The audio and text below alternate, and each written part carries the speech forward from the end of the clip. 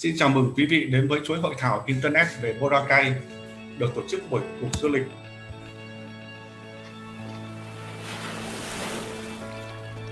Every day I wake up to a feast.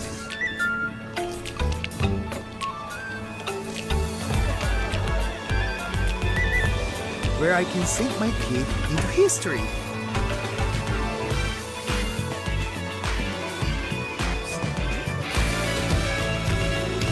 Or shock my taste buds with something new. This year I learned expanded my pantry and my appetite.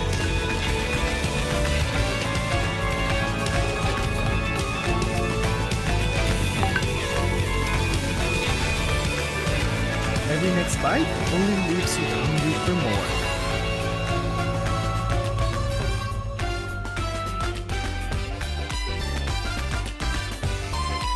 Every day I wake up to a feast.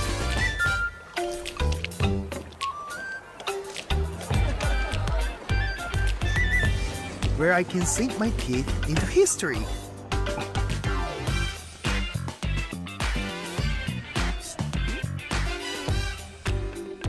Or shock my taste buds with something new. It's here I learned the color of sweetness. Expanded my pantry and my appetite.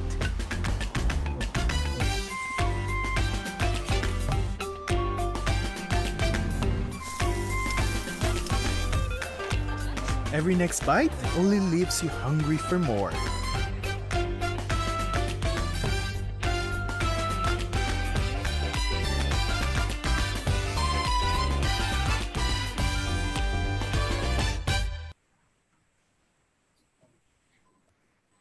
Xin chào mừng quý vị đến với chuỗi hội thảo Internet về Boracay được tổ chức bởi Cục Du lịch Philippines, văn phòng tại Việt Nam. Buổi hội thảo sẽ được phát live trực tiếp nên tôi xin được lưu ý một số điểm sau cần quý vị và các bạn thực hiện để buổi hội thảo được thành công tốt đẹp. Can we have the house rule slides, please?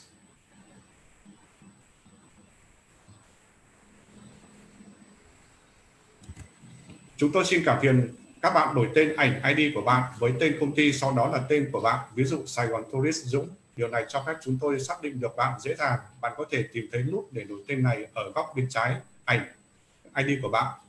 Thứ hai, xin hãy nhớ luôn để micro của bạn ở chế độ tắt tiếng khi bạn không nói khi hội thảo trên web đang phát live. Thứ ba, người tham dự có thể đăng câu hỏi của mình trong hộp chat box bất cứ lúc nào và những câu hỏi này sẽ được trả lời trong phiên hỏi đáp. Vui lòng xác định tên của diễn giả bạn muốn được trả lời câu hỏi trong câu hỏi của bạn. Thứ tư, cuối cùng chúng ta sẽ có một buổi chụp ảnh nhóm sau hội thảo trên web. Mong các bạn nán lại cho đến cuối. Xin vui lòng bật video của bạn lên, nhưng nhớ tắt tiếng micro của bạn trong suốt phiên chụp ảnh. Thank you for the household slides. Kính thưa quý vị và các bạn, trước khi bắt đầu hội thảo, tôi xin giới thiệu ông Nguyễn Bảo, đại diện của Cục Du lịch Philippines tại Việt Nam, lên phát biểu về mục đích của hội thảo. Welcome, Mr. Bảo. Xin mời ông Bảo. Cảm ơn anh Phan rất nhiều. Xin chào buổi trưa mọi người. Thì là đầu tiên thì em rất là cảm ơn mọi người đã có mặt tại cái buổi hội thảo trên Internet hôm nay. Đây là ngày thứ 3 của tụi em với cái chủ đề là Boracay. Thì Philippines hiện tại thì đang là một trong những cái địa điểm rất là hot về du lịch. Thì cũng như trong cái thời điểm này thì bọn em muốn thúc đẩy du lịch Philippines ở trong cái thời kỳ bình thường mới này cho cái tệp khách hàng là từ trung cấp tới cao cấp, cũng như là cung cấp cho mọi người nhiều thông tin hơn để mọi người có thể làm những cái business liên quan tới du lịch ở sau cái thời kỳ này một cách thật là mạnh mẽ nhất. Và cũng giống như là tập trung vào cái tệp khách hàng là millennial, từ trung cấp cho tới cao cấp như em đã nói, bởi vì là cái tệp khách hàng này hiện tại đang chiếm tới hơn 38% trong tổng số dân số của Việt Nam thời hiện tại bây giờ. Thì là cái khoảng từ sau tới hết buổi qua webinar thì mọi người sẽ có thêm rất là nhiều thông tin rất là hữu ích. Thì là mong mọi người sẽ ở lại với tụi em tới khúc cuối ạ. Em xin cảm ơn anh Phan rất là nhiều, cũng như cảm ơn mọi người lần nữa. Thank you, Mr. Bảo. Xin cảm ơn anh Bảo. Thưa quý vị và các bạn, điểm đến được chọn cho buổi hội thảo chiều nay là Boracay. Hôm nay chúng tôi mời 3 vị chuyên gia trong ngành du lịch. Đầu tiên là ngài Frolibar Bautista, quyền thị trưởng đô thị Malay. Vị chuyên gia thứ hai là bác sĩ Leslie Ann Luces, Giám đốc Sở Y tế của tỉnh Aklan. Và thứ ba là bà Claribel Casimero, Chủ tịch Hiệp hội các nhà điều hành tour và công ty lữ hành.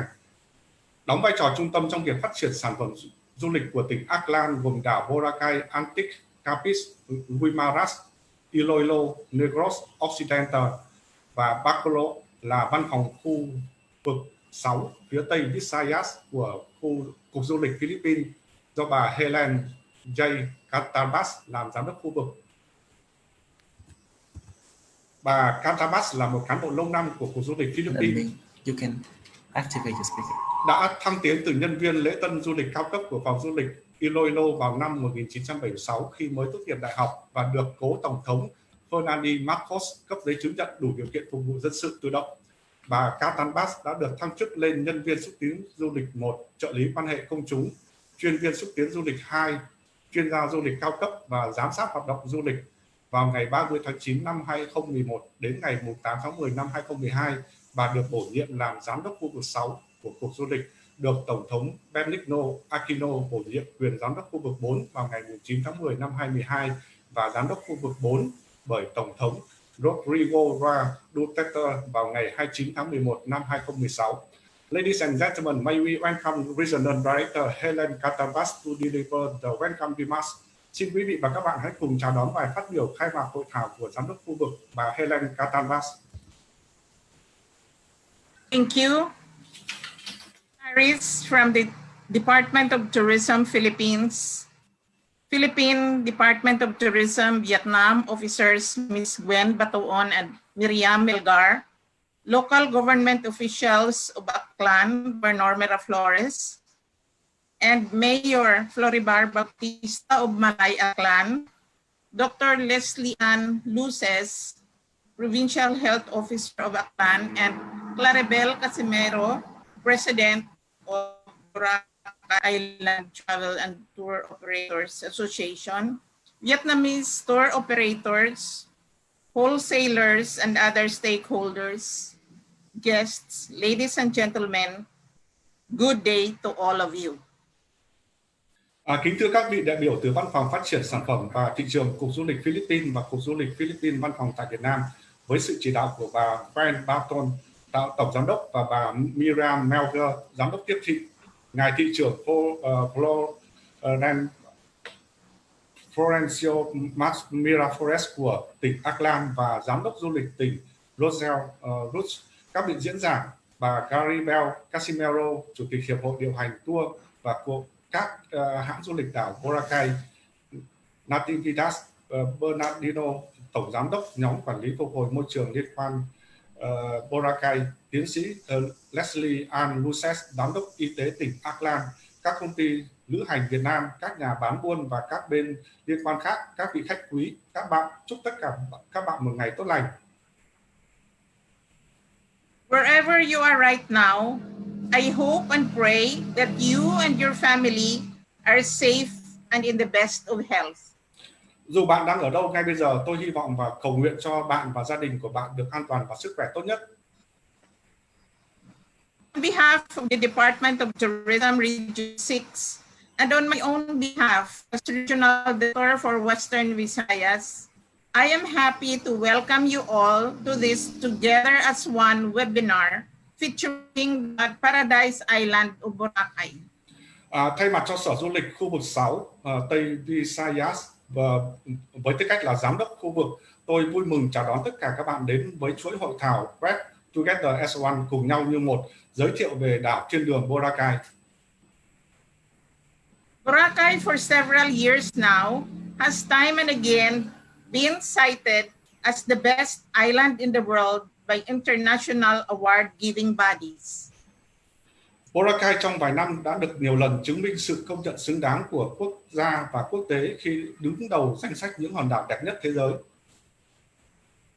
Boracay Island actually is considered the jewel of Philippine tourism.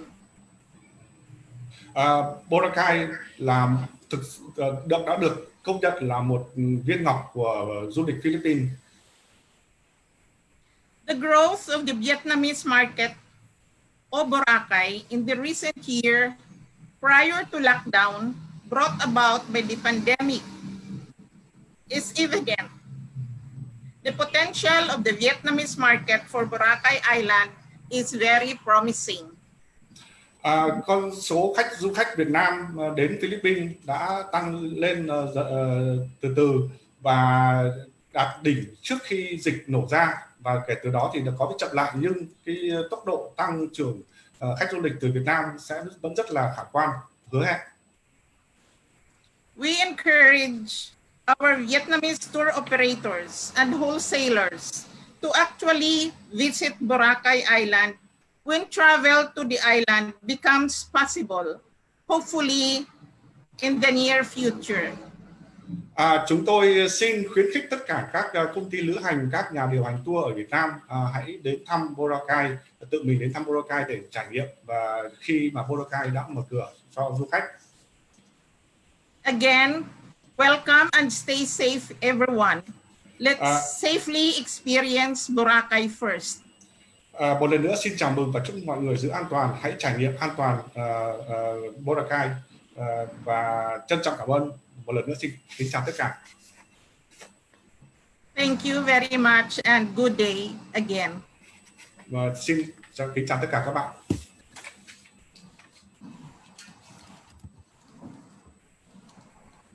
Thank you for the warm welcome, Miss Catalbas.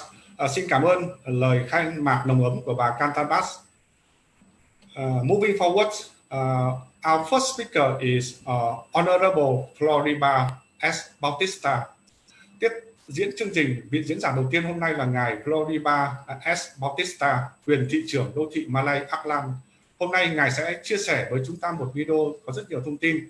Ngài Bautista có các chuyên môn bao gồm lập pháp, hành chính công, là một nhà lãnh đạo công dân tích cực. Ông là thành viên của Kiwanis Club of Boracay và Philippine Coast Guard Auxiliary. Ông cũng là kế toán công được chứng nhận. Ông đã phục vụ chính phủ từ năm 1992. Boracay đã nỗ lực xử lý các vấn đề về môi trường trong một nỗ lực để giải cứu hệ sinh thái của hòn đảo khỏi bị hủy hoại. Năm 2018, đảo đã đóng cửa trong 6 tháng. Do đó, đây đã được gọi là sáng kiến Boracay. Sáng kiến Boracay này nằm trong một khuôn khổ giao lưu phát triển du lịch bền vững. Trong khuôn khổ này, chính phủ đã bắt tay vào một số dự án. Ngài thị trưởng sẽ cập nhật cho chúng ta những tin tức mới nhất trên Boracay. Let's welcome Honorable Floribar to share with us more. Xin chào mừng ngài Floribar lên phát biểu. Honorable, Yes, thank you very much, Ben. Of course, the Department of Tourism of Vietnam, the Vietnamese tour operators, of course, the Department of Tourism of the Philippines, the Regional Director of Region 6, the OT, Ma'am Helen Catalbas, with us here, and to Sir Bao Nguyen, including here also with us is Dr. Leslie Luces, our PHO and Aklan. Of course, also is Claribel Casimero, and others, I think. Gwen, I think Ma'am Gwen is with us also. Of course, the people, the tourists of Vietnam, country of Vietnam, the first time I was surprised that we have this webinar, and I think this is a very good activity that done by the Department of Tourism Region 6 to promote Boracay, for Vietnamese tourists. Boracay now is very beautiful, and if you see, it is shown on the video, the clean and the white beach that really attracts, I'm sure, the Vietnamese tourists. In translation, please. Xin kính chào tất cả các quý vị đã tham gia ngày hôm nay, và cũng như là các vị diễn giả và các quan chức của Bộ Du lịch Philippines ở Philippines, cũng như là đại diện ở Việt Nam, cùng các vị diễn giả như là bà Luces, Claribel và Gwen của đại diện của khu vực 6. Boracay hiện nay đã hồi phục rất là đẹp, với các bãi biển trắng, cát trắng, và các hoạt động đã trở về bình thường. Thế cho nên tôi rất là mong muốn được các quý khách ở Việt Nam sang thăm. Và hôm nay cũng là một cái dịp rất là tuyệt đẹp, tuyệt vời cho tôi để nói thêm về Boracay với các bạn. Yeah, please.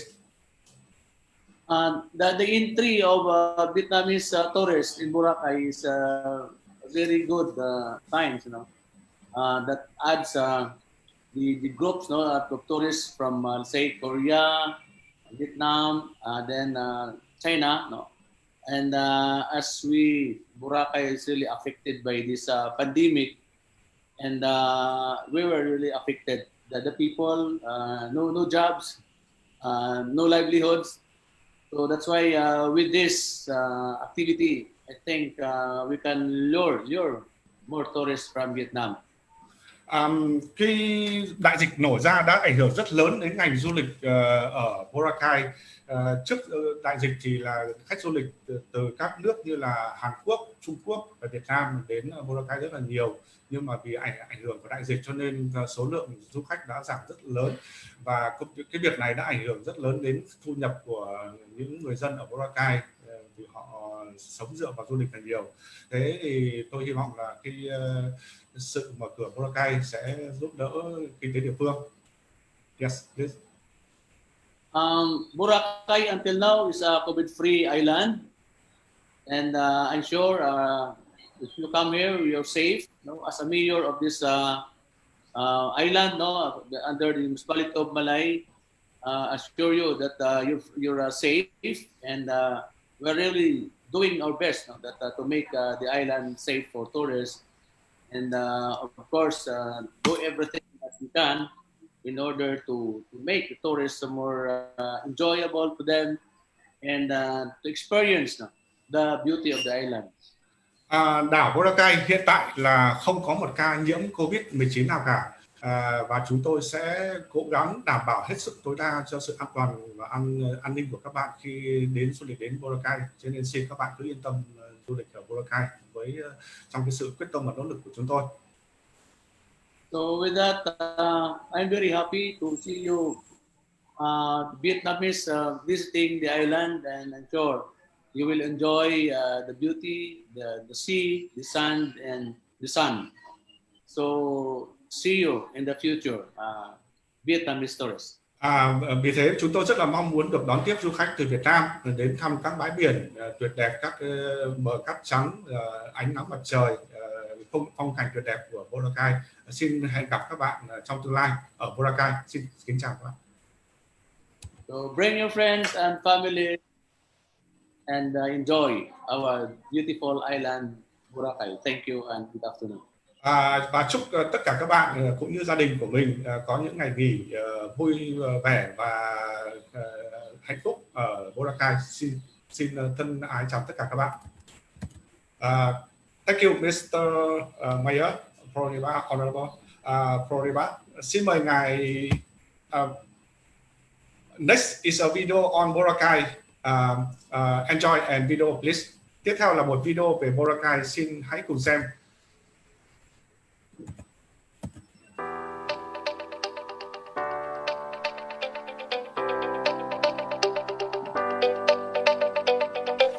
One day, I woke up feeling better than ever, turning around in soft, comfy bed and fragrant sheets, thinking I was on holiday. Until I was indeed in the world's best island.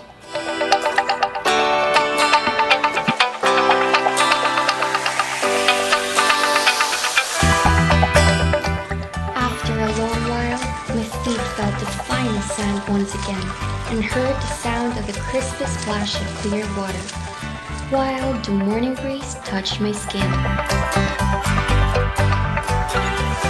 While others lied down to activate fun, I stood up to elevate mine. To my surprise, in the island, I could as well bite. While the heat is up, I was down in the sand under the sun. When I woke up, another fun had begun.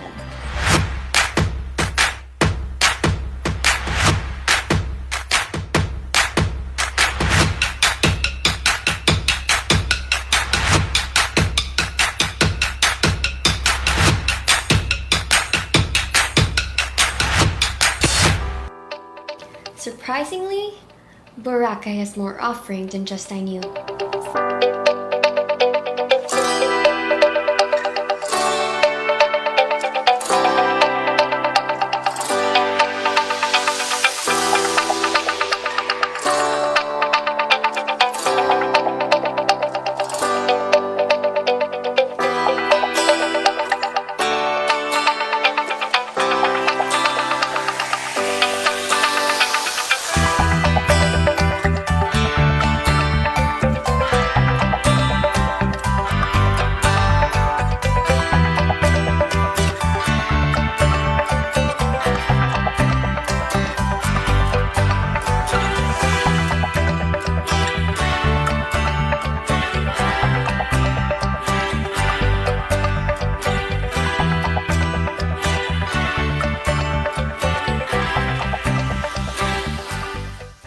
After a great day of adrenaline, time had finally chilled me down.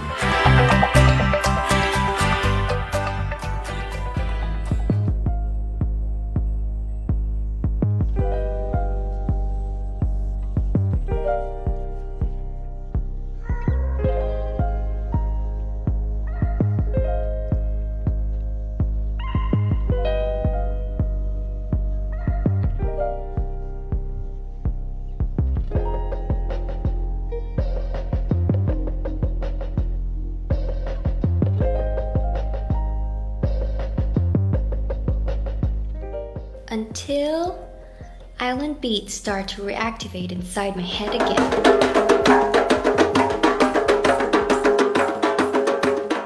It's happy hour! Time for a refreshing sip and to let loose for a night. Next morning, my coffee gets even tastier with the island's best calamansi muffin.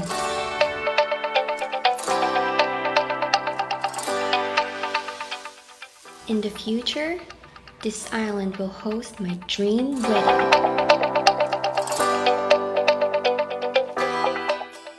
For now, time to hang out with newly found friends.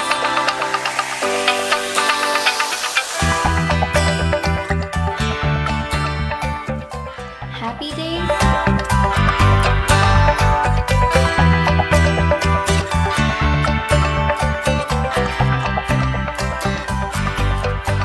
Happy tummies? Happy places?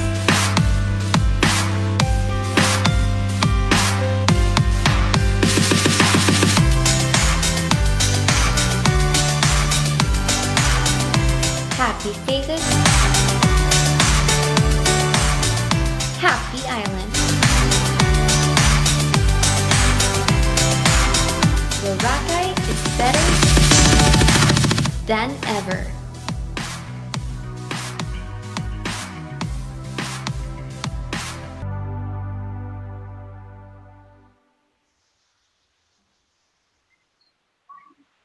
Thank you for the video. The next speaker we have is Dr. Leslie Ann Luces. Vị diễn giả thứ hai là bác sĩ Leslie Ann Luces. Bác sĩ Leslie Ann Luces là giám đốc Sở Y tế tỉnh Aklan. Bác sĩ Leslie có bằng bác sĩ y khoa tại Đại học Philippines vào năm 2008 và đã đạt được các giải thưởng như giải thưởng thực tập sinh xuất sắc về phẫu thuật trong thời gian thực tập tại Bệnh viện Đa khoa Philippines và bác sĩ xuất sắc nhất của Bộ Y tế. Bà cũng đã hoàn thành khóa học y tế toàn cầu tại Đại học Temple ở Helsinki, Phần Lan, tốt nghiệp trường chính sách công Lý Quang Diệu, Đại học Quốc gia Singapore năm 2016 với bằng thạc sĩ chính sách công. Bà hiện đang làm việc tại Văn phòng Y tế tỉnh Aklan. Ladies and gentlemen, please join me to welcome Dr. Leslie Ann Luces, and her topic today is preparedness of Boracay in COVID response. Thưa quý vị, hãy cùng tôi chào đón bác sĩ Leslie Ann Luces và chủ đề của bà hôm nay là sự sẵn sàng của Boracay trong ứng phó COVID. Thank you, Dr. Dr. Leslie, please. Good afternoon, everyone. Good afternoon to all the Vietnamese, and of course from Philippines, especially to RD, our RD in the Region 6, our mayor in Malay, and the rest the people here in Zoom. My good afternoon to everybody. Xin chào tất cả các quý vị và các bạn tham gia hội thảo ngày hôm nay, cũng như các cán bộ của Cục Du lịch Philippines khu vực 6 và tất cả các quý khách.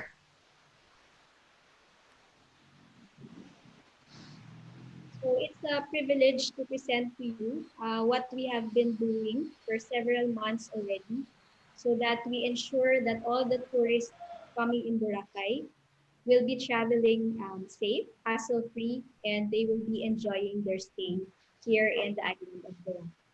Xin giới thiệu với các bạn một số những nỗ lực và các công việc chúng tôi đã làm trong một vài tháng qua để đảm bảo cho Boracay là một cái nơi đến an toàn và không bị những phiền phức đối với du khách.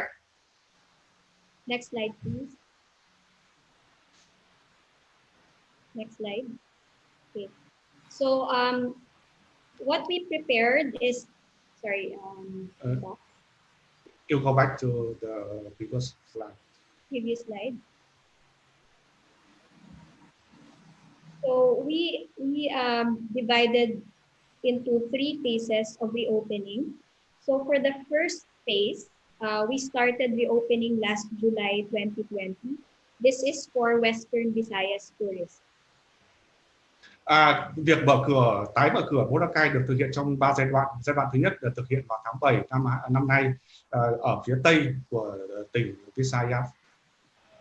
And for October 2020, we started to entertain tourists from the entire country of the Philippines.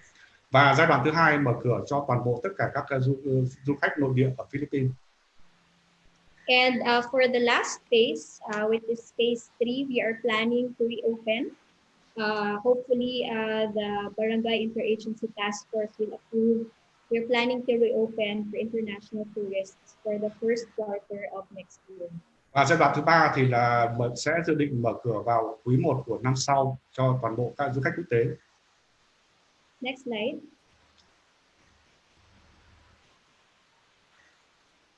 So we've developed several health and safety protocols, so a total of 8, and I will not be explaining this in detail, but it's for you to see that we have detailed health and safety protocols to ensure your safe travel here in Boracay. Chúng tôi đã xây dựng 8 cái giao thức về đảm bảo an toàn và sức khỏe cho các bạn khi du lịch tại chúng tôi. Next slide.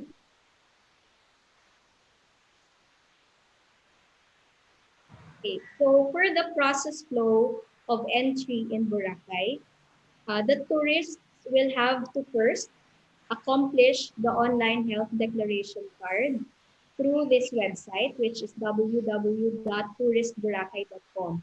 It's our Aklan online health declaration and QR code system. Khi các bạn du khách mà muốn vào tỉnh Aklan để du lịch thì các bạn cần phải khai cái phiếu khai sức khỏe ở trên online, có ở cái trang web như các bạn đang nhìn thấy www.touristboracay.com, và khi khai cái này thì các bạn sẽ được cấp cái gọi là QR code. Next slide.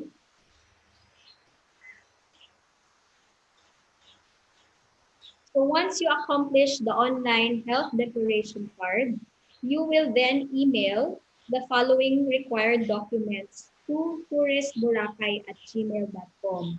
It will be an online validation of your requirements. So when you arrive in Boracay, it is already hassle-free.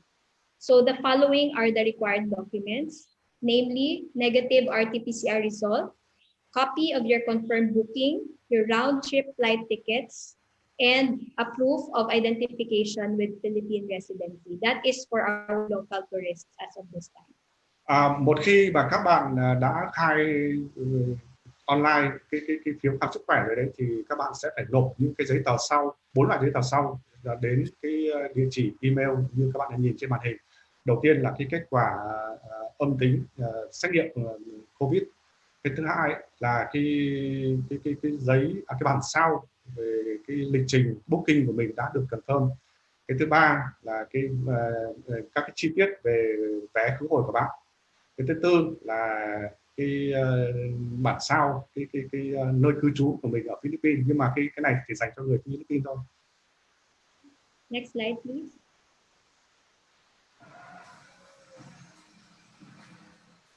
So once your processing is successful, and once all your documents are validated, a tourist QR code will be provided to the tourist, and a copy of your accomplished health declaration card will be sent to your email. Một khi mà các bạn đã khai đầy đủ trên online với các cái chứng từ cần thiết, thì các bạn sẽ nhận được một cái email từ cục y tế của Philippines ấy, về cái một cái QR code và một cái bản sao chứng nhận chứng nhận khai sức khỏe của các bạn. And your tourist QR code has an expiry of 12 hours from your accommodation checkout time. Now, if you wish to extend your stay, you will have to email back to touristboracay@gmail.com, showing the extension to the same email before your original checkout time. Cái QR code du lịch này chỉ có giá trị trong vòng 12 tiếng đồng hồ sau khi bạn đã check out khỏi cái khách sạn của mình. Nếu mà bạn muốn ở lại khách sạn thêm ấy, thì bạn cần phải gửi email đến cái địa chỉ email lúc vừa nãy đã show để yêu cầu được tăng thêm cái thời gian ở lại. Next slide, please.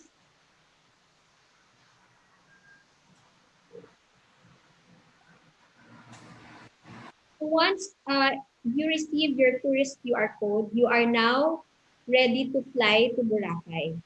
So this is the process flow now once you are at the airport of Boracay.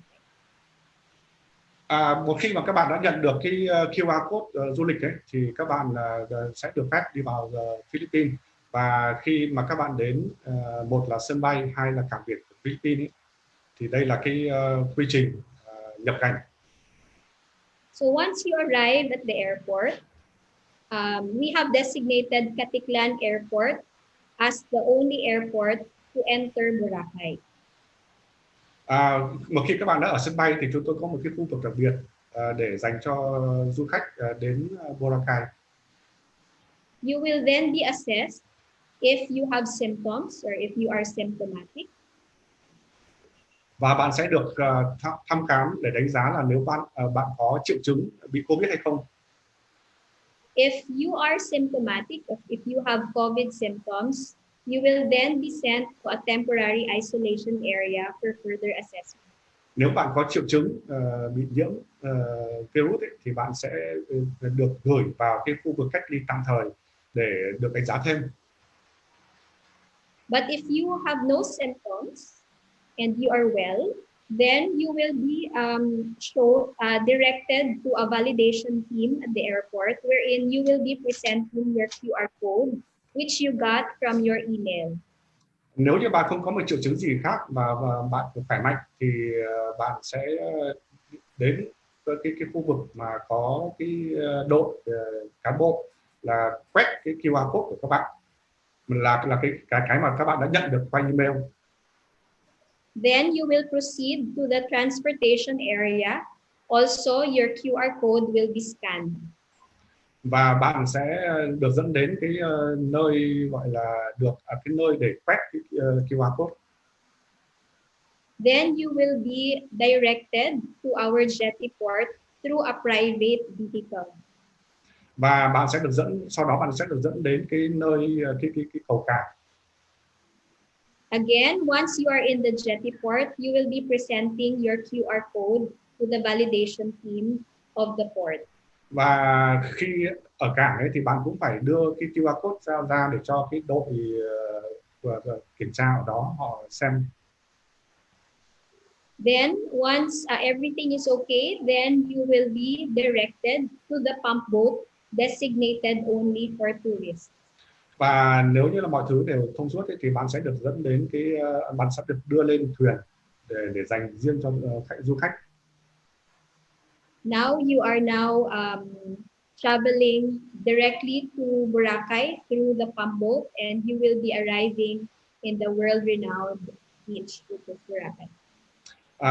Và mà cái thuyền đó sẽ chở các bạn thẳng đến Boracay. Next slide, please.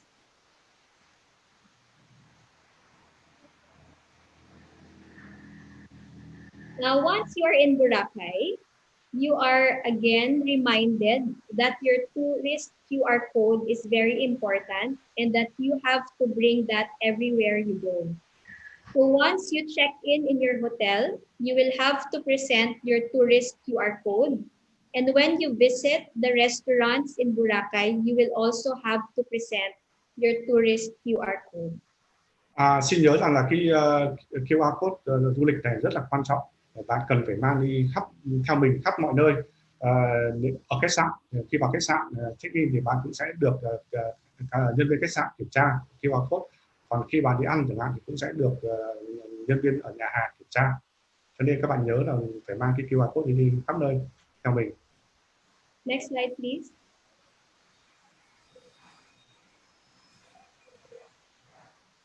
I'm very happy and glad to tell you that currently in Boracay, we have no active COVID-19 cases. Tôi rất là vui mừng thông báo với các bạn rằng là hiện nay ở Boracay không có một cái ca COVID nào đang có gọi là diễn biến tích cực cả, tức là không bị nhiễm. Next slide.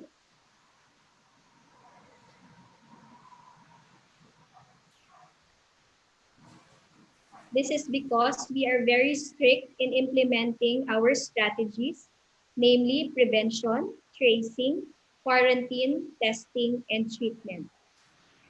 Đây là một cái quy trình mà để chúng tôi ngăn ngừa và kiểm soát COVID-19 bằng cách là đầu tiên là prevent, tức là ngăn ngừa, thứ hai là tracing, tức là theo dấu, và thứ ba là cách ly, quarantine, cách ly, và cái thứ tư là kiểm tra, và cái thứ năm là điều trị.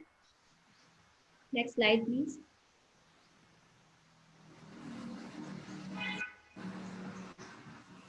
Prevention is very important. That's why we highly invested on this. So these are the activities that we did.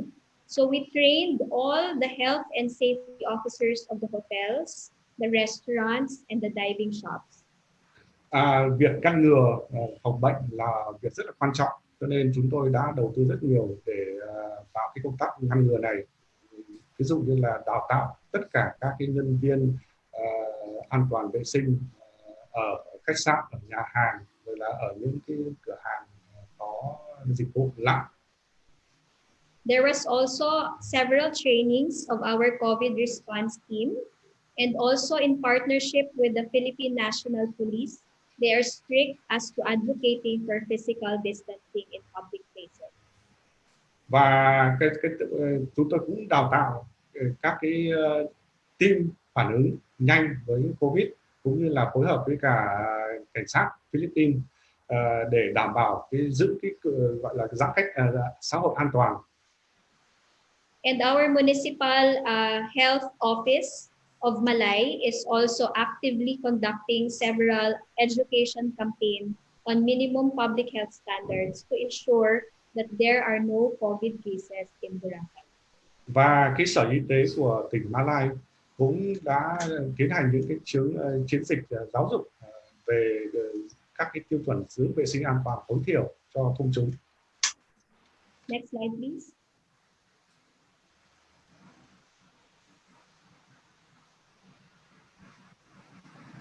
Also, we are ready if ever that there will be COVID cases. We have deployed trained contact tracers in Boracay, and they are trained very well.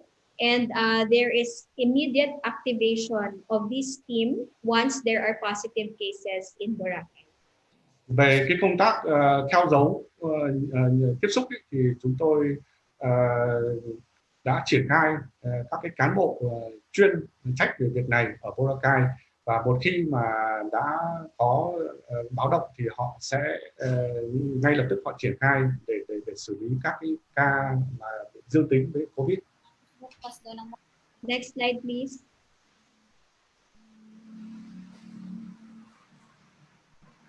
And this is we developed a referral flow for COVID suspects. So anyone in the island, whether that's a tourist, it's a worker, or a local, anyone exhibits signs and symptoms of COVID, immediately you can call a COVID hotline number, which is 152. Okay, and can you Đây là cái quy trình mà xử lý khi mà có cái báo cáo lây nhiễm. Bất kể người nào ở trên đảo, dù là du khách hay là người địa phương mà có cái dấu hiệu về lây nhiễm ấy, thì sẽ gọi ngay đến cái hotline số 152. Anyone who calls this hotline will be immediately assessed by the nurse, and then our responder will be deployed to pick up this person who called the hotline, and then they will be brought to a hospital for further assessment. Thì đầu tiên là cái y tá của cái trung tâm hotline này, họ sẽ tiếp xúc với cả cái người mà gọi hotline. Sau đó thì cái đội triển khai xử lý COVID ấy sẽ đến để đón cái người bị nhiễm và gọi hotline ấy đến cái cơ sở y tế gần nhất để đánh giá thêm. Upon assessment by the doctor, if the patient is indeed a COVID suspect, immediately that person will be quarantined in our designated provincial quarantine facility. Một khi mà bác sĩ ở bệnh viện đánh giá bệnh nhân là bị nhiễm COVID ấy, thì là lập tức họ sẽ được gửi ngay vào trung tâm cách ly COVID của tỉnh. If it's not COVID related, then the doctor will just manage the person accordingly. Nếu như là không có, đấy không phải là cái nhiễm COVID ấy, thì bác sĩ sẽ xử lý như là một bệnh nhân thông thường. Next slide, please.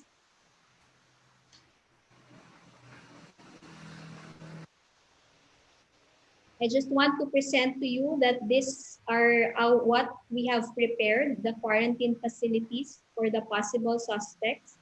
So we have 25 rooms in our provincial quarantine facility, and we have 135 rooms, the provincial rented hotels.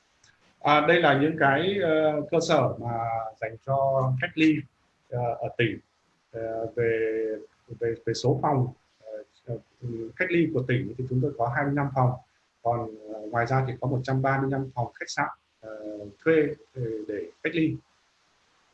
Next slide, please.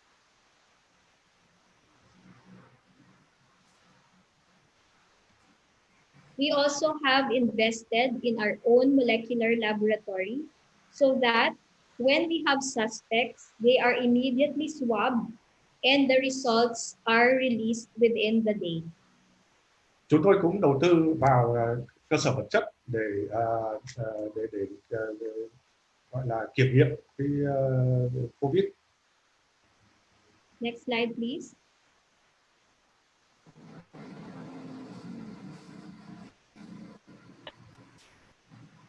We have also the COVID referral hospital here, which we very much upgraded. So we have enough medicines, we have enough supplies to manage the COVID suspects or the COVID positive patients that are admitted in our hospital. So as of December 7, we have one patient there, but now this patient is already discharged. So as of today, we have 0 COVID patients admitted in our hospital. Đây là cái thể hiện cái số phòng, cái công suất phòng để điều trị COVID. Cho đến ngày mùng 7 tháng 12 thì là có một bệnh nhân duy nhất bị đưa vào phòng điều trị tích cực. Nhưng cái bệnh nhân này sau đó đã được điều trị thành công, và cho đến hiện tại thì là chúng tôi có 0 bệnh nhân nhiễm COVID. So with this short presentation, we hope that we can assure you that Boracay is indeed ready to welcome tourists, the locals, and even the international tourists. We are looking forward to see you in Boracay hopefully by next year once we reopen for the international tourists. Thank you and good day, everybody.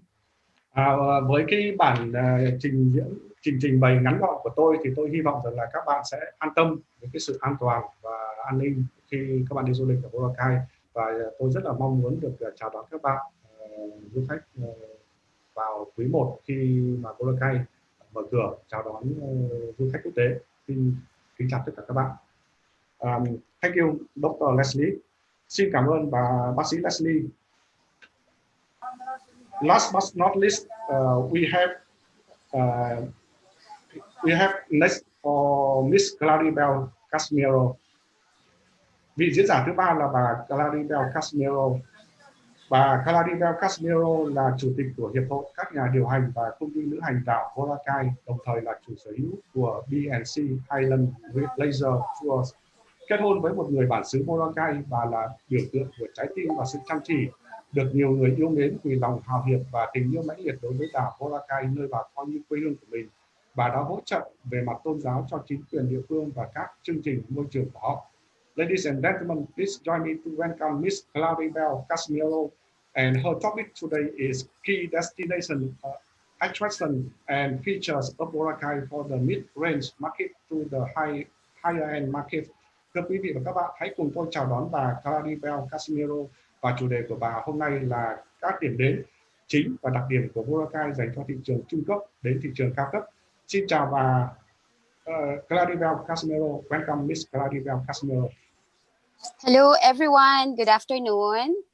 To our DOT Director, Regional Director, Attorney Helen Catalbas, Dr. Luces from our Aklan Provincial Health Office, Honorable Frolibar Bautista, our Malay Municipal Mayor, Ms. Gwen Batuon, and Ms. Miriam Milgar from Philippine Tourism Office in Vietnam, and of course to all our counterparts, tour operators and travel agents in Vietnam.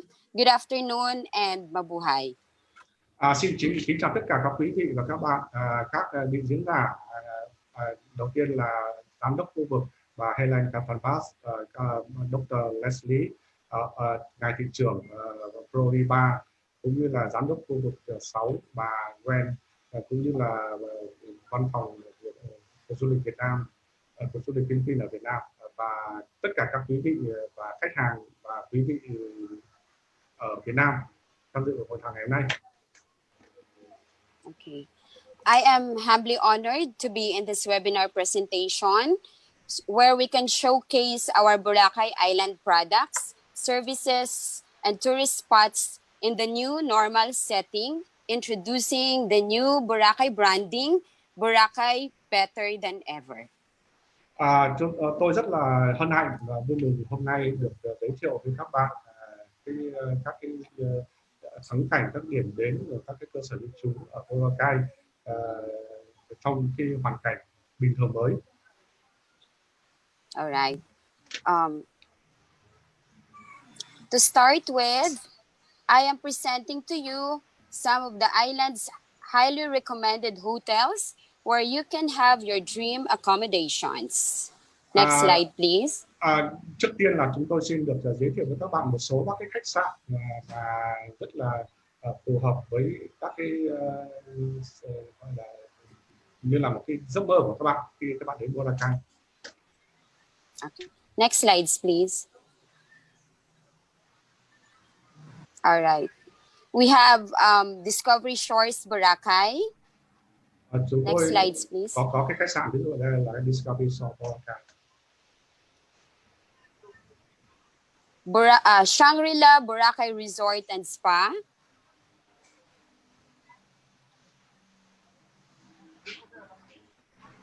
Crimson Resort and Spa. Next slide, please. The Lind. And the last one is Movenpick. Next slides, please. Okay, moving on. When everything's settled at your hotel, I know that everyone is excited to experience the must-do activities in the island. Một khi mà khách sạn, cái vấn đề khách sạn đã được thu xếp xong ấy, thì các bạn đều rất là muốn biết, nóng lòng muốn biết là những cái thứ cái việc gì mà chúng ta có thể làm được ở Boracay, những cái việc mà chúng ta có thể thử. For our tourists traveling with their families, honeymooners, traveling with friends, and millennials, we have prepared some tour packages for you to enjoy. One of that is our island hopping tour. Đối với các cái gia đình, rồi là các cặp đôi đi honeymoon, các cái toán đi cùng bạn bè, thì chúng tôi có những cái tuyến, các cái tour đi đảo. All right. Island hopping tour with seafood barbecue lunch.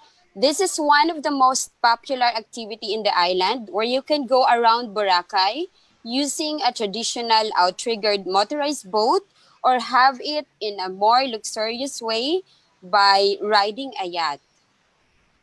Cái tour đi thăm đảo này thì là có kèm theo là ăn seafood barbecue, là ăn trưa bằng đồ hải sản nướng, và đi thuyền có cái đỡ hai bên các bạn nhìn thấy trên này, có tất nhiên là thuyền này có máy, hoặc là nếu mà đi sang trọng hơn thì các bạn có thể đi những cái thuyền gọi là thuyền du thuyền.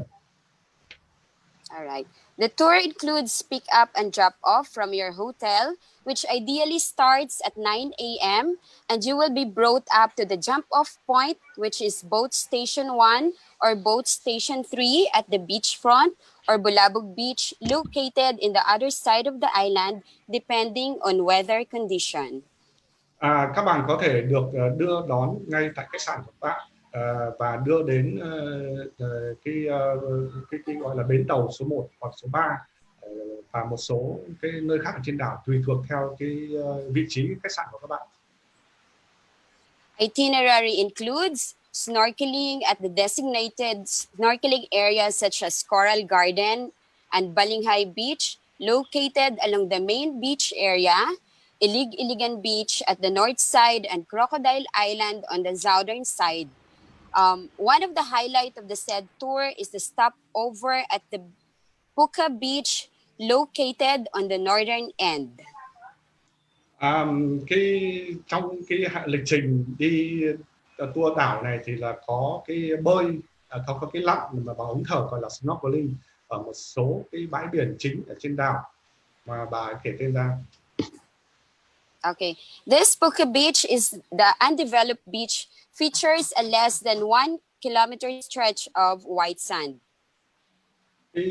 Có cái bãi biển gọi là Boracay Beach là có một bãi cát dài khoảng độ 1 km, nhưng mà bãi biển này thì vẫn chưa được khai phá nhiều, vẫn đang phát triển. Crystal clear water and a backdrop of lush forest, home to our fruit bats and monkeys. Cái bãi biển này thì có cái cảnh quan tuyệt đẹp, gồm có cái nước trong vắt và những cái cánh rừng xanh tốt, là cái nơi trú ngụ của loài khỉ và một số loài động vật khác. Guests can enjoy a quick swim and shopping for some local products and souvenirs. Du khách thì có thể bơi lội và có thể mua sắm một số sản vật địa phương ở cái khu vực đó. Right. Or you can simply spread a mat and lie down on the beach for sunbathing while appreciating this beautiful view that you have for a moment. Và đơn giản hơn thì bạn có thể trải một cái tấm chiếu nằm ra cát để tắm nắng và thưởng ngoạn cái phong cảnh tuyệt vời ở đó. A sumptuous seafood and barbecue lunch at the local restaurant awaits the tourist dining facing the most famous white beach as your view. Và có nhiều cái nhà hàng phục vụ các cái ẩm thực địa phương ở trên bãi biển, cũng như là có một cái và có cái nhà hàng ngay ở đối diện cái khu vực lặn. Right. Next tour is Parao Sunset Cruising. You can enjoy Boracay's spectacular sunset. Cái tour tiếp theo là bạn có thể đi để thưởng thức cái cảnh hoàng hôn ở trên đảo Parao. Yeah. Parao is a local sailboat using 2 outriggers with a sail. It is a 30-minute ride on wind-driven traditional watercraft. Cái đến để đến cái đảo đó thì là cần đi trên cái thuyền mà mất khoảng độ 30 phút. All right. Sunset yacht cruise. You can experience the same activity using the yacht while waiting for the sky to turn into a kaleidoscope of gorgeous hues. You can take a dip on a crystal clear water or chill with a drink on board a yacht. Khi các bạn đi du thuyền hai thân như thế này thì các bạn có thể chiêm ngưỡng được khung cảnh hoàng hôn cũng như là mặt nước trong. Next slides, please.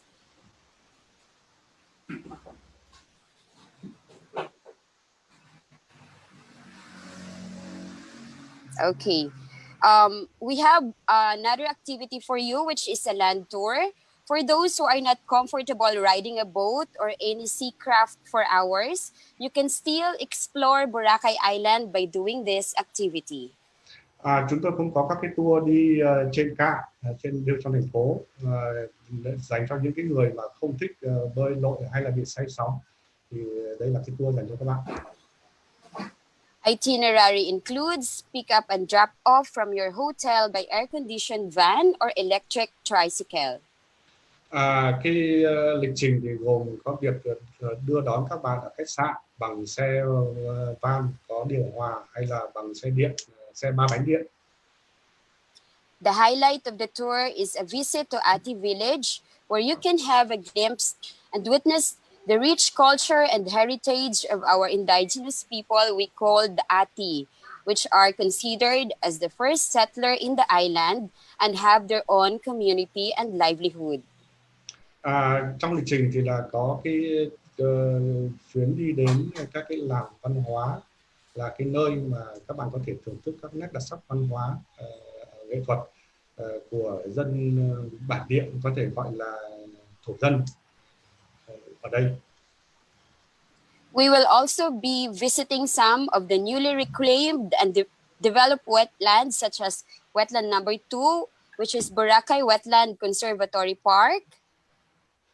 Chúng ta cũng có thể đi thăm các cái vùng đất ngập mặn mới được phát triển, gọi là vùng đất ngập mặn thứ hai. Wetland number 4 is an ecological park. Còn cái vùng đất ngập mặn thứ tư thì chính là một cái gọi công viên sinh thái. And another one is just across. Guests can enjoy wetland number 4, which is our last stop for picture taking in one of the island's new landmark. Across, guests will enjoy shopping at the local market for souvenirs. Sau cũng gần cái công viên sinh thái đó thì là có một cái nơi là điểm đến cuối cùng để các bạn chụp ảnh, và sau đó thì là sẽ đi shopping. All right. Of course, Boracay will not be experienced in its peak unless you will experience our water sports activities. Tất nhiên là nếu mà đi Boracay sẽ không là đầy đủ nếu như các bạn không thưởng thức các cái trò trên nước, trò chơi trên nước. Next slide, please.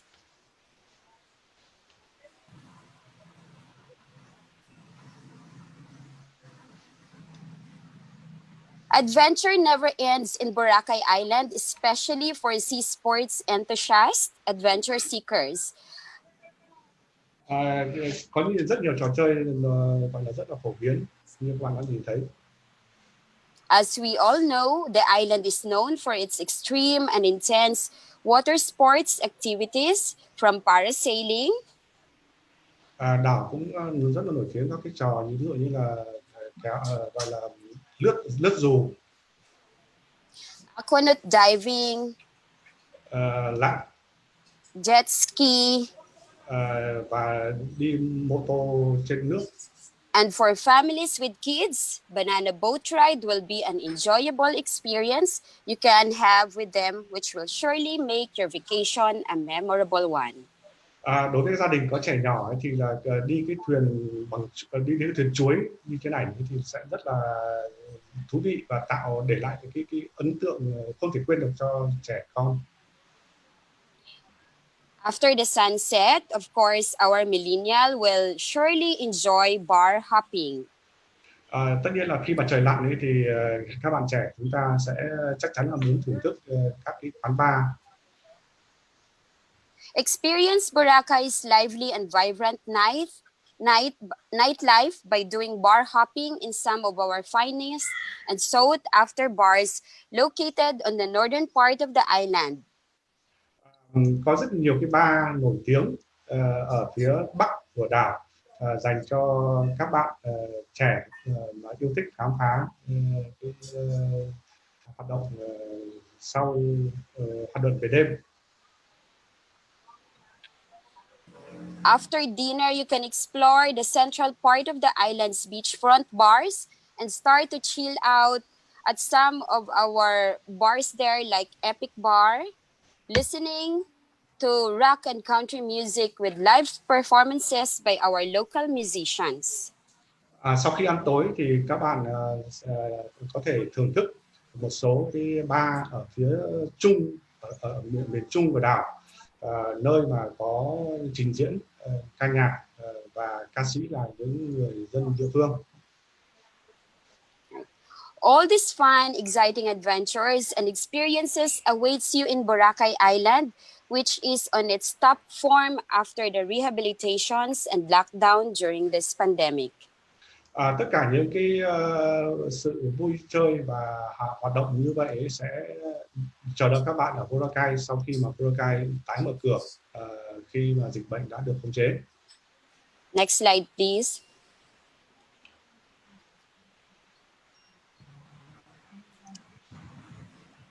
We are really proud and confident enough to give you the best and unforgettable memories you will brought with you. Chúng tôi rất là vui mừng và tự hào chắc chắn với các bạn đem lại các bạn dịch vụ tốt nhất khi các bạn đến đây. Next slide, please.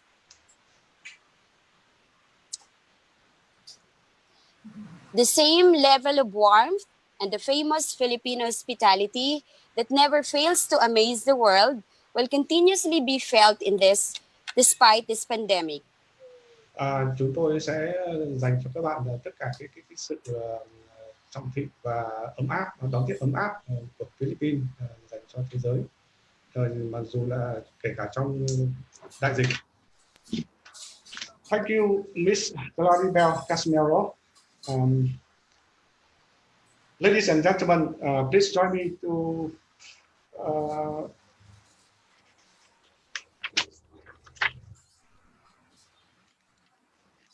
okay. Thank you so much, speaker, for your very informative and insightful presentations. I'm sure that there are a lot of them who are now eager to ask you questions. So let's start our Q&A session.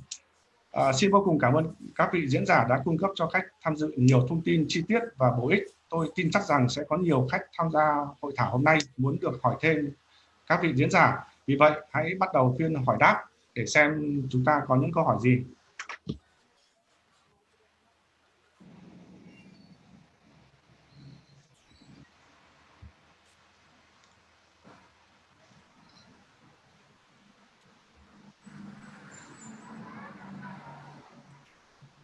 The first question is when will Catalbas open? Câu hỏi đầu tiên là khi nào thì Catalbas được mở? Who can answer this question?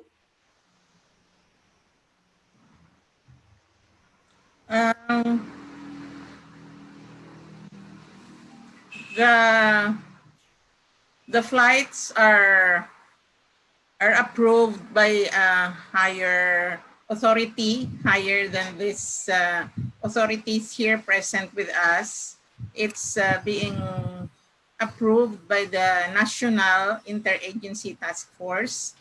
And Calibo being the main international gateway to Boracay and the neighboring provinces is among those airports that are being considered to be opened as soon as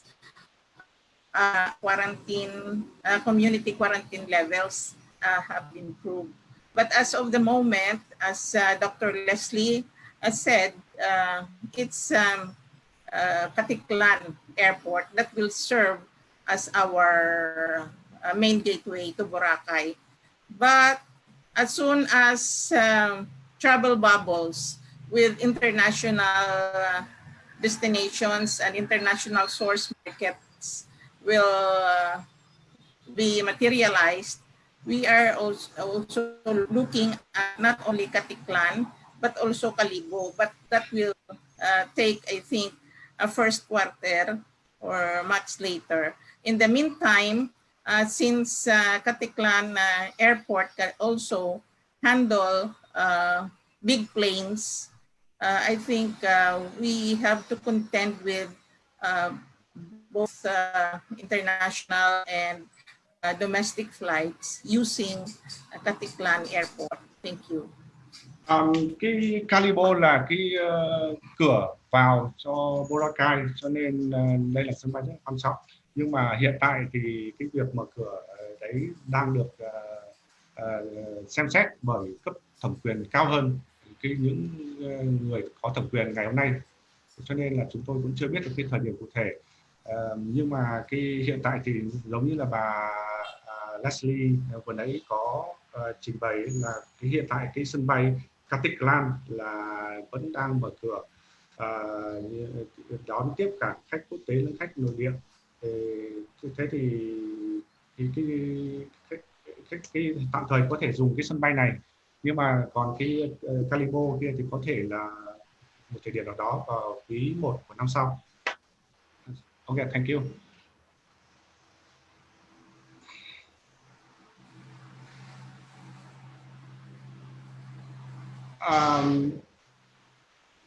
The second question is island hopping open and what activities are open? Is biking recreational vehicle or back viewing? Câu hỏi thứ hai là cái việc đi thăm đảo đã được mở cửa chưa và những cái hoạt động nào đã được mở cửa? Cái việc đi xe đạp thể thao hay là đi ngắm rơi thì đã được bắt đầu chưa? Who can answer this question, please? I will answer for that, sir. Island hopping tour is already open in the island, and for biking, bikes are available for rent for those who are more active. They can explore Boracay using bikes. Yes. Cái hoạt động thăm đảo thì đã được mở cửa rồi, và cái việc đi xe đạp ở trên đảo thì cũng đã được mở cửa với cái nơi cho thuê xe đạp. Thế còn nếu mà bạn muốn đi xa ở Boracay, bạn có thể thuê xe máy. Okay, thank you. Thank you. And the third question, what packages can be enjoyed in neighboring island and are there boats that go there? Những cái gói nào gói du lịch nào có thể được cung cấp ở các cái đảo lân cận và có thuyền đến đó không? Who can answer? What packages can be enjoyed in neighboring island and are there boats that go there? Maybe Claribel? Claribel, yeah. Sir, about exploring the neighboring island, as of the moment, it's not allowed for contact tracing, but due to health protocols that we are observing right now, it's not allowed yet to explore other islands as of the moment. May I add on that as well? Yes. Việc đi thăm các cái đảo lân cận ấy thì hiện tại là chưa được phép, vì là phải có cái đảm bảo cái yêu cầu theo dấu tiếp xúc. Okay, thank you. Yeah. As of now, since we don't have vaccines yet, so the protocol now is that we have a travel bubble for Boracay. So all the tourists coming in Boracay are only staying in Boracay. They cannot go out of the island. After their stay in Boracay, they will be directed to the airport directly.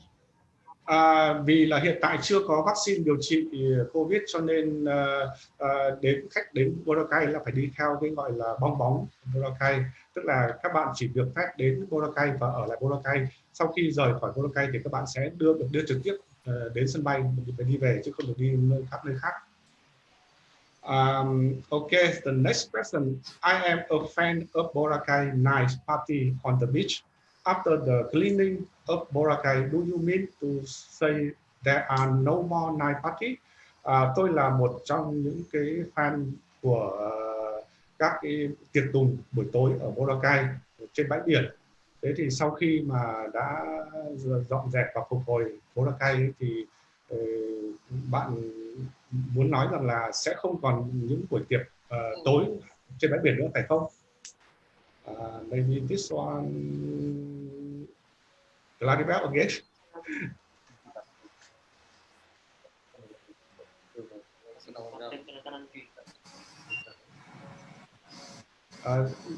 Do you need me to repeat the question? Yes, sir. Yes, sir. I'm sorry about the parties. Can you clearly repeat the question, please? Okay. I am a fan of Boracay night party on the beach. After the cleaning of Boracay, do you mean to say there are no more night party?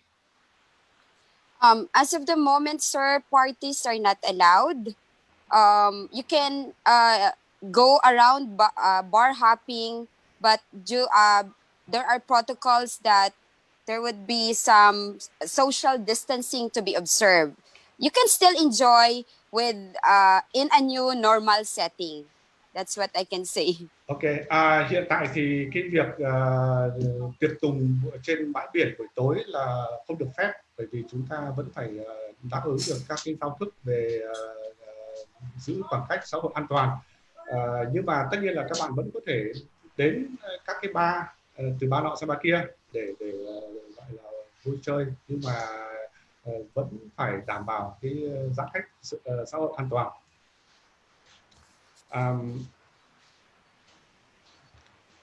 How much would a 4-night 5-day trip to Boracay cost? Một cái chuyến đi 4 đêm 5 ngày ở Boracay thì tốn khoảng bao nhiêu? This one again. For me again, yes, yes. All right. Actually, right now, most of all of the hotels from high-end hotels are giving at the most is like 70 to 80% discount. So if you if the international market will open, I'm sure it will be more cheaper, like 50 to 60% cheaper than the one they're paying before. So maybe how many nights is that again? Sorry, Four nights, 5 days.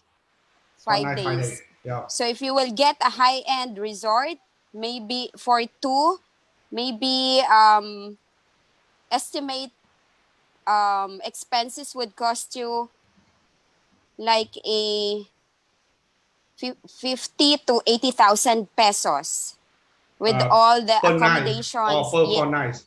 For 4 nights already. Okay. Yes. Hiện tại thì các cái khách sạn, các cái resort cao cấp ở Boracay thì đang có chiến dịch giảm giá tới 70 đến 80%. Và tất nhiên là khi mở cửa cho du khách nước ngoài thì cái sự giảm giá có thể giảm đi còn khoảng 50-60%. Nhưng mà hiện tại giá cho một resort cấp cao dành cho 2 người đi vào 4 đêm 5 ngày thì sẽ mất khoảng 50 cho đến 80.000 peso. Thank you.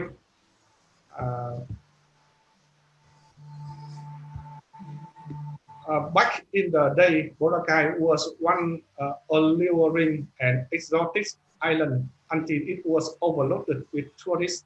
Do you think we can have that Boracay back after the cleanup or rehabilitation?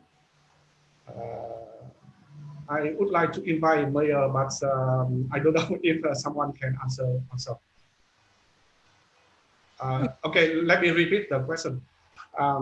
Okay, first in Vietnamese, let me translate this one in Vietnamese. Vào những ngày trước đây ý, thì là Boracay là một trong những điểm đến rất là hấp dẫn và exotic cho đến khi mà nó bị tràn ngập bởi quá tải bởi du lịch. Thế thì chúng ta có hy vọng rằng là Boracay sẽ trở lại như trước đây sau khi mà đã được dọn dẹp và phục hồi được không? Yeah, let me repeat this question. Back in the day, Boracay was one of alluring and exotic island until it was overloaded with tourists. Do you think we can have that Boracay back after the cleanup or rehabilitation? If you mean Boracay of the 70s or 80s, it's not possible because we have to live with the realities of the time. But if you mean Boracay with lesser than the super peak season prior to closure for rehabilitation purposes, then I believe we can go back to that because there had been physical rehabilitation, meaning the roads become wider. So many establishments have been demolished to give way to people who are walking, and there is now the carrying capacity of tourists coming into the island. So even if COVID-19 is gone and all the international and domestic markets are back, the Boracay that is so full of tourists will no longer be the same by then, because so many rules and regulations were imposed by the Boracay Interagency Task Force, and for that, regulation will be the main thing. Now we will now no longer see a Boracay that is of the 70s or 80s, but definitely we will not be seeing Boracay of the 2019 or 2018 period. Nếu như các bạn mà muốn nói cái Boracay của thập kỷ 70, 80 thì là không thể nào mà chúng ta có lại được cái Boracay đó.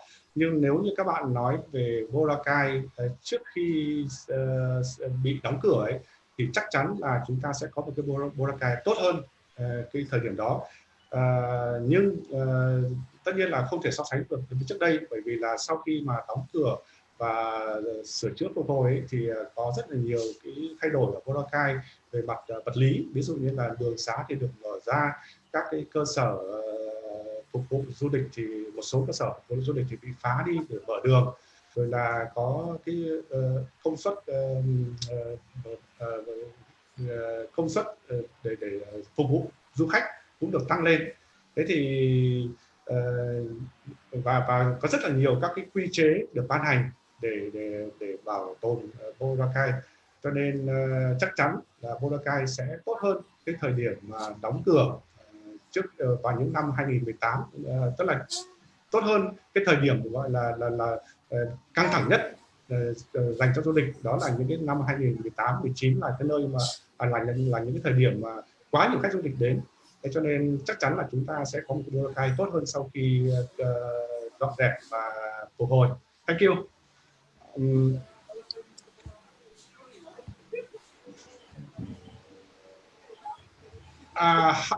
The next question: how could we have some 2021 tour program packages? Làm sao mà chúng tôi có thể có được các cái chương trình tour dành cho năm 2021. Yeah.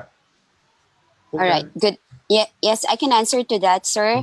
2021 packages will be available. We will send you the list of travel agents and tour operators here in Boracay, so that you can our counterparts in Vietnam can coordinate with us, and we will give you the best of the 2021 packages you can choose from.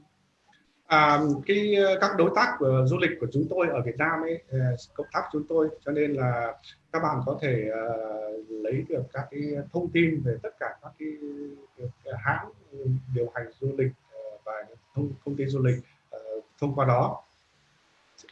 Thank you.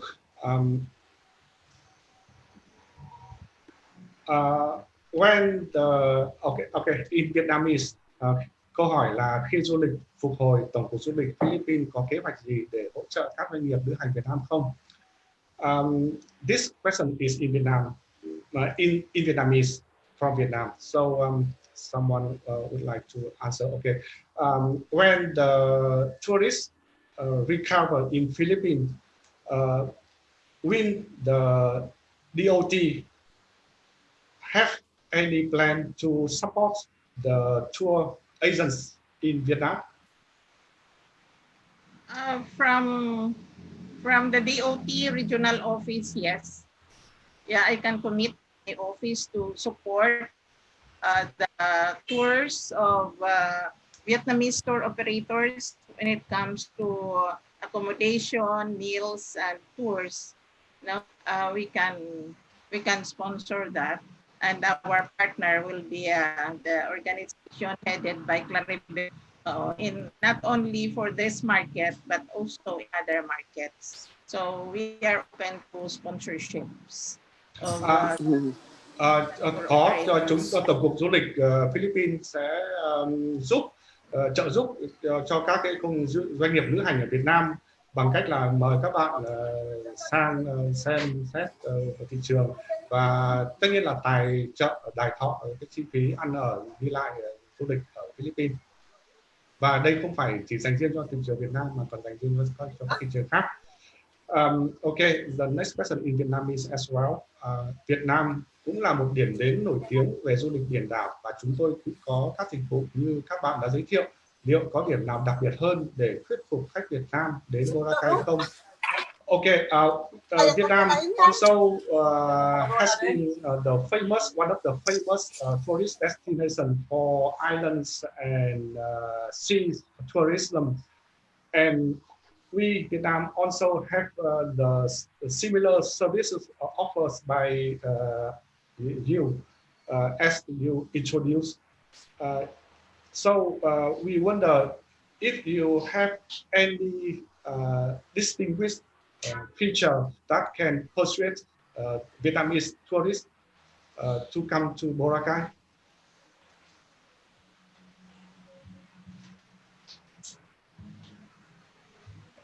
So, do you understand my question? Sir, can you repeat it again, sir? Sorry. Okay, because there are in Vietnam, we also have a lot of destinations similar to Philippines or Boracay have as an island sea, and the service also are similar. So anything that is special and distinguished that attracts Vietnamese tourists to come to Boracay? Well, Yes. Boracay is one of a kind. So many beaches in the world have white sand, but Boracay's white sand beaches are so different in such that you don't even have your feet feel hot even in the middle of the day under the noonday sun, because the white sand does not get hot. It is because it is not pure sand. It is pulverized shells that are mixed with the sand. That is for one thing. So I think not all beaches in the world have that quality. Secondly, we are striving to have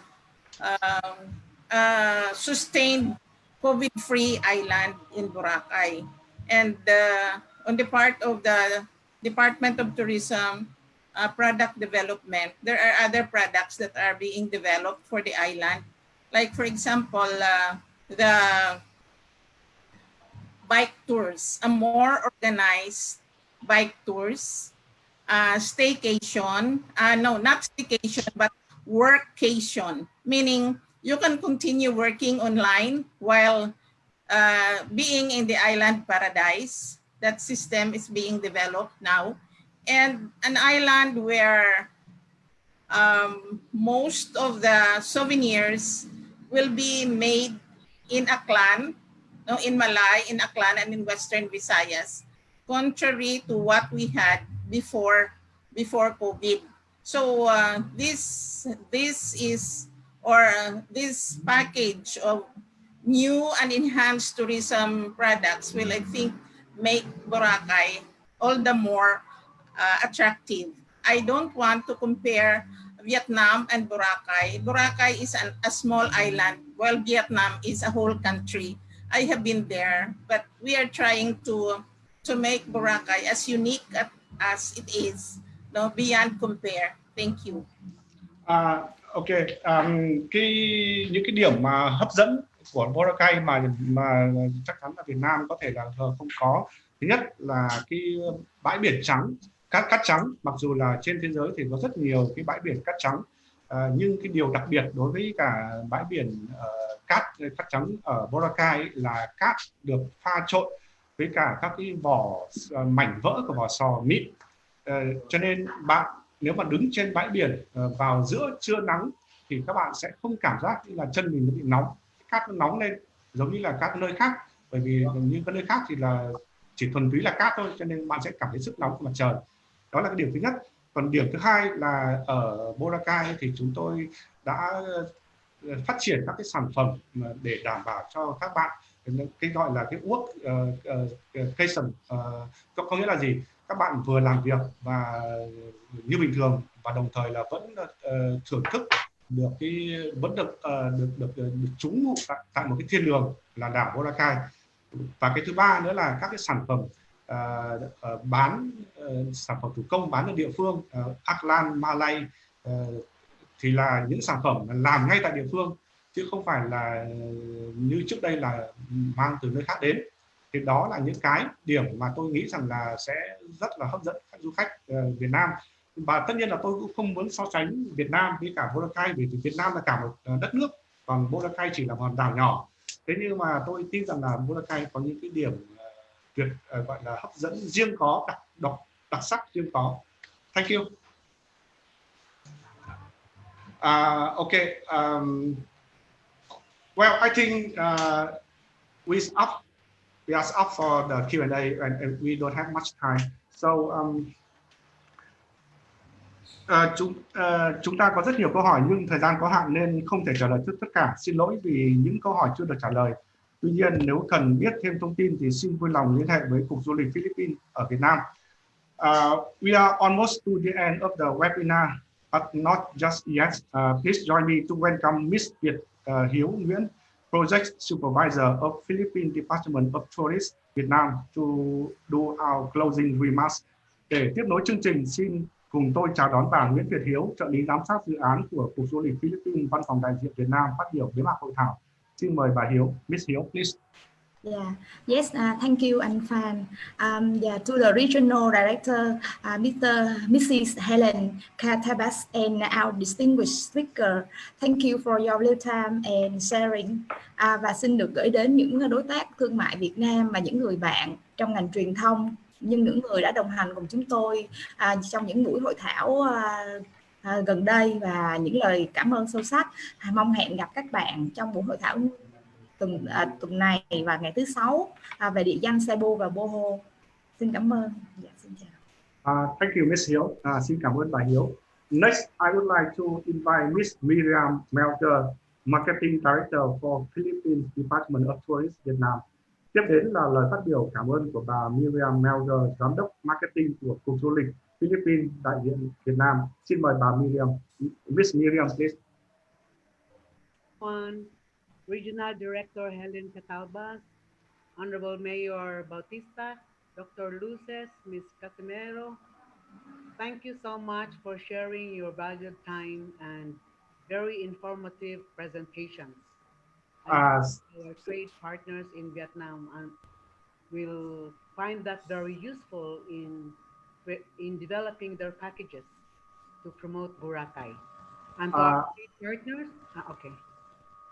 Xin cảm ơn bà Helen, ông thị trưởng Frolibar, cũng như là các diễn giả và các bạn, quý vị và các bạn tham gia hội thảo hôm nay, vì những cái thông tin rất là bổ ích và xúc tích mà các bạn cung cấp, và những cái thông tin này sẽ rất là bổ ích cho các cái đối tác của chúng tôi, các cái công ty lữ hành ở Việt Nam để đưa ra các cái gói sản phẩm. Okay, and to our trade partners and friends in Vietnam, thank you so much for joining us in this webinar. And we hope to see you this Friday for the Cebu Bohol webinar. Good afternoon, see you in Boracay next week. Bà cũng xin gửi lời chào tới tất cả các cái công ty, các đối tác ở Việt Nam tham dự ngày hội thảo hôm nay, và chúng tôi mong muốn được tiếp tục đón tiếp quý vị vào buổi hội thảo thứ 6 tuần này về Cebu và Bohol. Xin kính chào tất cả quý vị và các bạn. Thank you. Thank you, Miss Miriam, and xin cảm ơn bà Miriam. Thank you, everyone. But before we go, please be reminded that our last Together as One webinar series will be on the 11th December 2020, Friday, same time at 14 hours Manila time, or 13 hours Vietnamese time. And the topic is Cebu and Bohol. Stay tuned and see you next Friday. Xin cảm ơn tất cả mọi người đã tham dự ngày hôm nay. Nhưng trước khi tạm biệt, tôi xin được nhắc quý vị nhớ tham dự buổi hội thảo cuối cùng của chuỗi hội thảo Cùng nhau như một, diễn ra vào ngày 11 tháng 12 thứ Tư, là thứ Sáu, cũng vào 2 giờ chiều giờ Manila, tức là 1 giờ chiều giờ Việt Nam, và chủ đề là Cebu và Bohol. Xin hãy tham dự và hẹn gặp lại các bạn vào thứ Sáu tới. Bye bye.